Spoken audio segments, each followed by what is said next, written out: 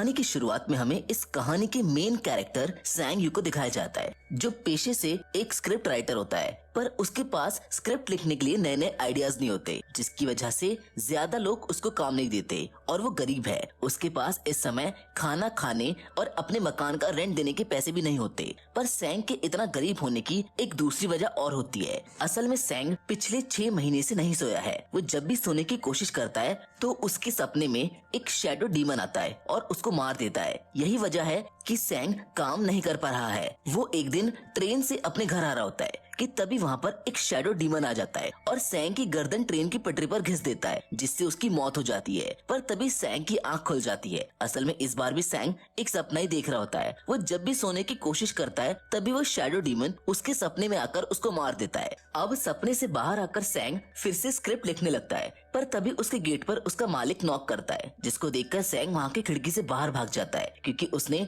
अपने मकान का किराया अभी तक नहीं दिया है। नीचे जाकर सैंग एक फूड स्टॉल को देखता है। सैंग के पास खाना खाने के पैसे भी नहीं होते। उस फूड स्टॉल वाला ओल्ड मैन सैंग को देखकर समझ जाता है कि इसके पास खाना खाने के पैसे नहीं हैं, इसलिए वो सैंग को फ्री में एक एग रोल दे देता है। सैंग एग रोल को हाथ में लेकर वहाँ मौजूद सामने वाली एक कॉफी शॉप को देखने लगता है, क्योंकि उसमें हुआ नाम की एक लड़की काम करती है जो सैंग की क्रश है। सैंग उससे बहुत प्यार करता है, पर वो अपनी बेकार हालत की वजह से उसको ये बात आज तक नहीं बता पाया। सैंग अपना एग रोल खाने ही वाला होता है कि तभी उसका मैनेजर उसको देख लेता है, जिसको देखकर सैंग वहाँ से भागने लगता है, क्योंकि उसने अभी तक उसकी दी हुई स्क्रिप्ट को तैयार नहीं किया था। इसी भागा दौड़ी में सैंग का एग रोल भी जमीन पर गिर जाता है, पर इतना भागने के बाद भी उसका मैनेजर उसको पकड़ ही लेता है। जिसके बाद वो दोनों एक रेस्टोरेंट में जाकर बात करते हैं, जहाँ सैंग उसको अपनी नींद न आने की बीमारी के बारे में बताता है कि वो पिछले 6 महीने से नहीं सोया है और उसके पास जो पैसे बचे थे वो भी उसने अपने इसी बीमारी के इलाज में लगा दिए हैं। पर कोई भी डॉक्टर मुझको सुला नहीं पाया, उल्टा मेरे सारे पैसे खत्म हो गए। पर उसका मैनेजर उसकी एक नहीं सुनता।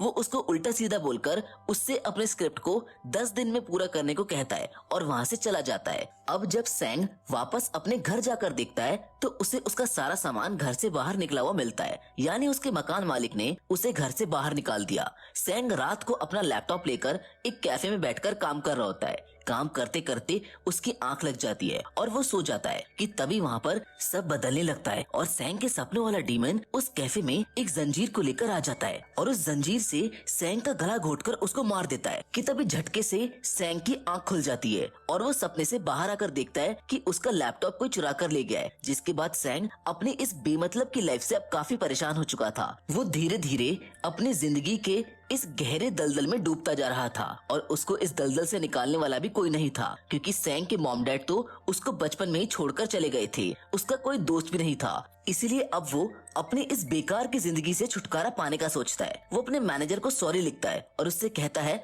कि वो सुसाइड करने वाला है। सैंग अपनी क्रश हुआ के कैफे के सामने वाली बिल्डिंग से कूदने वाला होता है, पर इससे पहले कि वो ऐसा कर पाता तभी वहाँ पर वो फूड स्टॉल वाला ओल्ड मैन आ जाता है और वो सैंग को ऐसा करने से रोक लेता है और उसको खाने के लिए खाना भी देता है। वो ओल्ड मैन सैंग से पूछता है कि ऐसी क्या वजह थी जो तुम अपनी जान देने वाले थे। सैंग रोते रोते उस ओल्ड मैन को सारी बातें बताता है कि वो पिछले 6 महीने से नहीं सोया है और जब भी मैं सोने की कोशिश करता हूँ तो मेरे सपने में एक डीमन आकर मुझको मार देता है। जिस पर वो ओल्ड मैन उसको कहता है कि इसमें कोई बड़ी बात नहीं है, अगली बार जब वो डीमन तुम्हारे पास तुम्हें मारने आए तो तुम्हें उससे बस ये कहना है कि आई एम जस्ट ड्रीमिंग। देखना तुम जब भी सपने से बाहर निकल जाओगे और धीरे धीरे करके तुम्हारी ये परेशानी खत्म हो जाएगी। अब उसी रात सैंग अपना मोबाइल बेचकर कुछ खाने का सामान लेने एक स्टोर में जाता है। वो वहाँ बैठकर कुछ खाने लगता है। थोड़ी देर बाद उसके पास हुआ आती है और उससे बात करने लगती है, जो कि थोड़ा अजीब था क्योंकि हुआ ने आज तक सैंग से कभी बात ही नहीं की थी। पर देखते ही देखते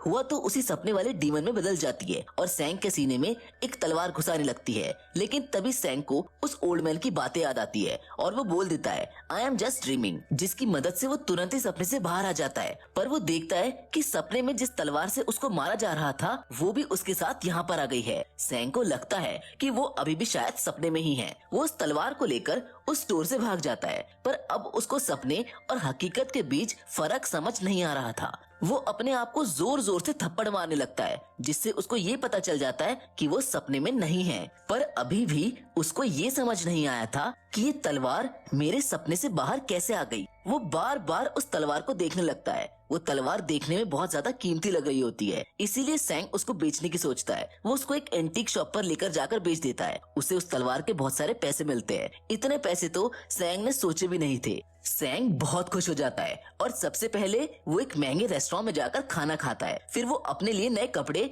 और एक नया लैपटॉप भी लेता है। रात को वो एक होटल के कमरे में लेटा हुआ सोच रहा होता है कि शायद मैं किसी तरह अपने सपनों से चीजों को बाहर ला सकूं, क्योंकि जो तलवार मैंने आज बेची वो मैंने अपने सपने में देखी थी। सैंग अपने इस बात को चेक करने के लिए सो जाता है और सपने में फिर से वही शैडो डीमन उसको मारने आता है। पर इस बार उसके हाथ में एक बहुत कीमती दिख रहा एक्स होता है। वो उससे ही सैंग पर हमला कर देता है, जिससे सैंग जख्मी हो जाता है। पर तभी सैंग उस एक्स पर हाथ रखकर ये बोल देता है कि आई एम जस्ट ड्रीमिंग, और ये बोलते ही सैंग उस एक्स के साथ इस सपने से बाहर रियल दुनिया में आ जाता है। वो देखता है कि डीमन का एक्स भी उसके हाथ में है, जो उसने सपने में देखा था। अब उसको पूरा यकीन हो जाता है कि शायद उसके पास कोई सुपर पावर्स है, जिनकी मदद से वो सपनों की चीजों को रियल दुनिया में ला सकता है। वो सोचने लगता है कि अब तो मैं अमीर होने वाला हूँ, क्योंकि मैं सपनों से कीमती चीजें लाकर यहाँ बेचा करूंगा। सैंग उस एक्स को बेचने फिर से उसी एंटीक शॉप पर जाता है,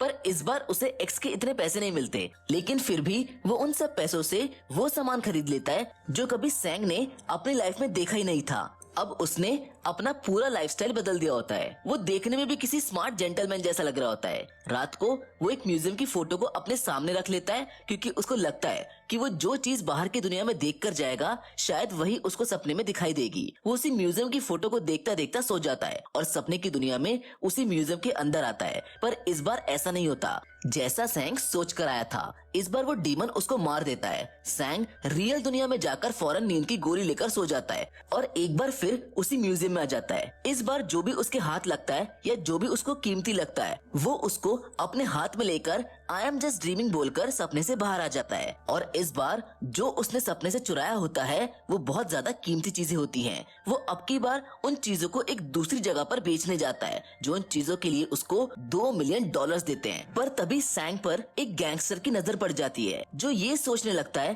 कि ये इतनी कीमती और महंगी चीजें ला कहाँ से रहा है। उसी शाम सैंग हुआ के कॉफी शॉप में जाता है, जहाँ वो हुआ से पूछता है कि क्या तुमने मुझे पहचाना, पर हुआ उसको मना कर देती है। सैंग वहाँ पर एक कॉफी ऑर्डर कर देता है। कॉफी पीते पीते उसको ये पता चलता है कि हुआ इस शॉप को बेच रही है, क्योंकि उसके पास इस शॉप को चलाने के लिए पैसे नहीं हैं। सैंग उसी दिन हुआ के कॉफी शॉप को खरीद लेता है और हुआ से कहता है कि इस शॉप को तुम ही चलाओ, इस शॉप से जो भी प्रॉफिट होगा वो हम आधा आधा बांट लेंगे। हुआ इस चीज से बहुत ज्यादा खुश हो जाती है, क्योंकि सैंग की वजह से उसे फिर से अपनी कॉफी शॉप को चलाने का मौका मिल रहा था। अब एक दिन रास्ते में जब सैंग कुछ चीजें बेचकर आ रहा होता है तो उसे उसका पुराना मैनेजर मिल जाता है, जो उसे स्क्रिप्ट का काम दिया करता था। सैंग के मैनेजर को लगता है कि सैंग मर चुका है, क्योंकि उसने उसे सुसाइड करने का मैसेज भेजा था। सैंग उसको एक महंगे डिनर पर लेकर जाता है ताकि वो उससे कुछ बातें कर सके। डिनर करते करते सैंग अपने मैनेजर को उसके सारे पैसे वापस लौटा देता है जो उसने उसको स्क्रिप्ट लिखने के लिए दिए थे, जिसके साथ वो उसको ये भी कहता है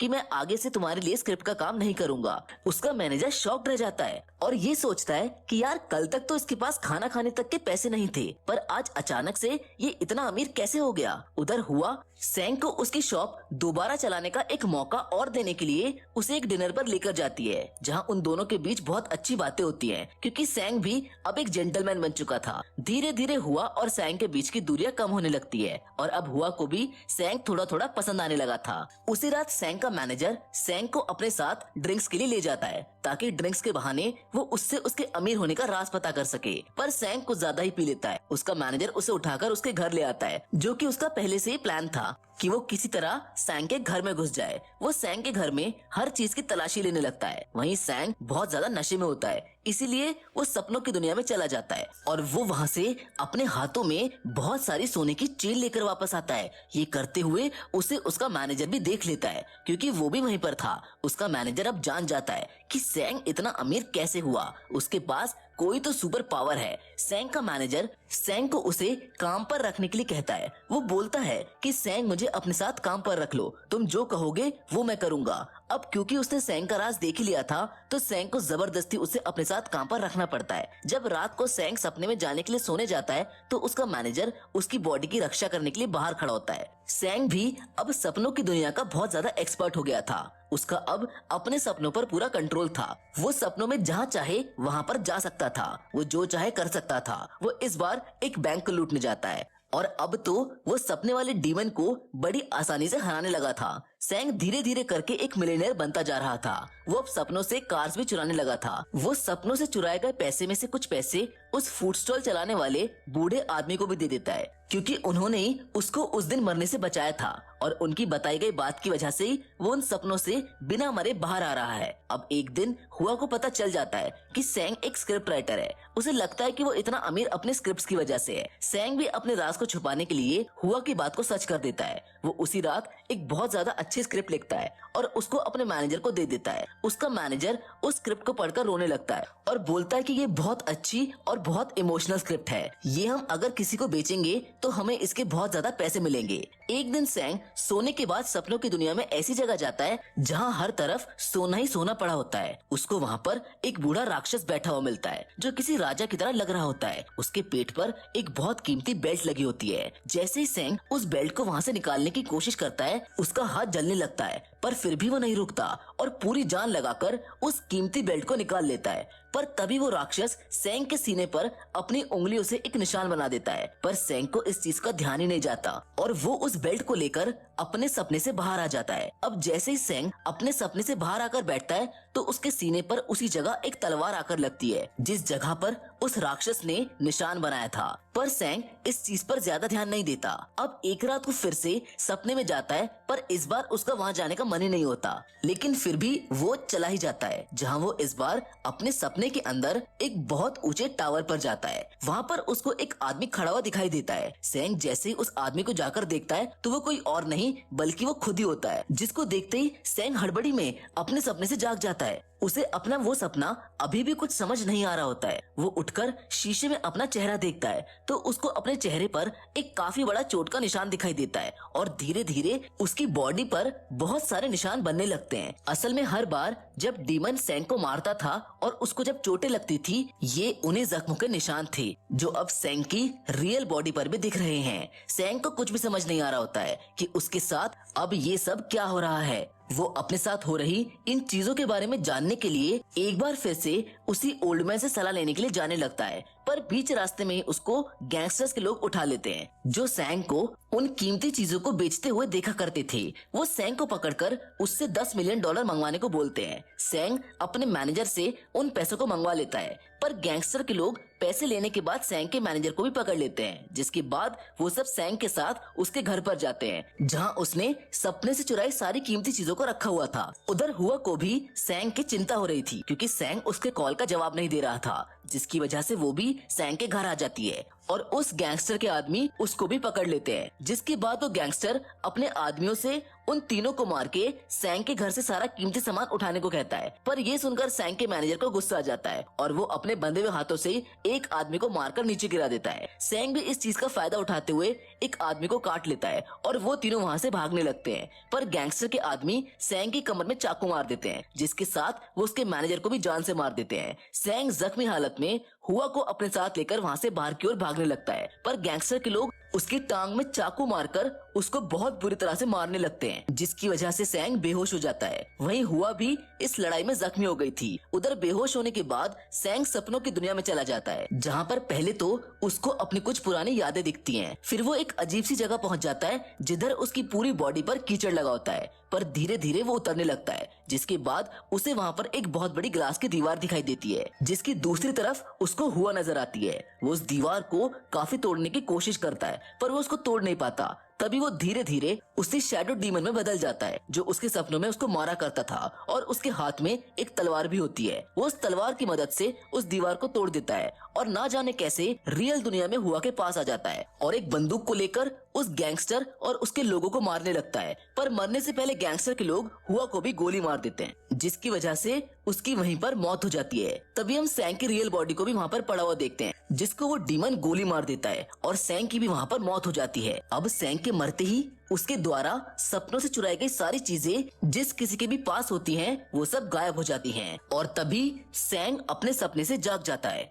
और वो अपने आप को उसी स्टोर के पास पाता है जिस जगह पर पहली बार उस डीमन ने उसको तलवार से मारा था। यानी जो कुछ भी सैंग ने अभी तक देखा वो सिर्फ एक बहुत बड़ा सपना था, लेकिन अभी भी उसके पास वो सोड होती है जिससे वो डीमन उसको मार रहा था। तभी वहाँ पर हुआ आती है जो सैंग से कहती है कि तुम इतनी रात में यहाँ पर क्यों पड़े हो। हुआ उसको अपने घर ले जाकर खाना खिलाती है और उसको अपने कैफे में काम करने का ऑफर भी देती है। सैंग इस बात को मान जाता है और रोने लगता है। अब धीरे धीरे सैंग के पास थोड़े पैसे होने लगते हैं। वो एक बार फिर से स्क्रिप्ट राइटिंग का काम शुरू कर देता है और इस बार उसकी स्क्रिप्ट्स अच्छे पैसे में बिकने लगती है और देखते ही देखते सैंग एक अच्छा स्क्रिप्ट राइटर बन जाता है और वो पूरी तरह से अपनी लाइफ में स्टेबल हो जाता है। अब एक दिन वो फिर से उसी ओल्ड मैन के पास खाना खाने जाता है, पर तभी वो ओल्ड मैन उसको वही पैसों से भरा बैग देता है जो उसने उस ओल्ड मैन को दिया था। वो ओल्ड मैन सैंग को अपने पेट पर बना एक निशान दिखाते हुए ये बताता है कि मुझे भी तुम्हारी तरह सपने आया करते थे, पर मैं तुम्हारी तरह पैसे के पीछे नहीं भागा। मैंने अपने लिए एक सिंपल और अच्छी लाइफ चुनी। उन पैसों और ओल्ड मैन की बातों को सुनकर सैंग एक बार फिर से दुविधा में पड़ जाता है। वो अपने सपने और हकीकत के बीच का मतलब समझ ही नहीं पा रहा था, पर उन पैसों को देखकर अब हमको ये तो पता चल गया था कि सैंग कोई सपना नहीं देख रहा था, उसने सच में सपनों से चीजों को चुराया था। तभी हमें फिर से वही सीन दिखाया जाता है जिसमें हुआ सैंग को कैफे पर आकर मिलती है, पर इस बार वो सपनों वाला डीमन भी एक दीवार के पीछे खड़ा होकर उनकी बातें सुन रहा होता है। अब वो डीमन कौन था और वो रियल दुनिया में कैसे आया और सैंग को ये सब एक सपने की तरह क्यों लग रहा है, इन्हीं सस्पेंस के साथ ये कहानी यहाँ पर खत्म हो जाती है। हम उम्मीद करते हैं कि आपको ये फिल्म अच्छी लगी होगी। फिलहाल तो आज की वीडियो में बस इतना ही, लेकिन हम फिर से जरूर मिलेंगे और वो भी एक और नई इंटरेस्टिंग कहानी के साथ।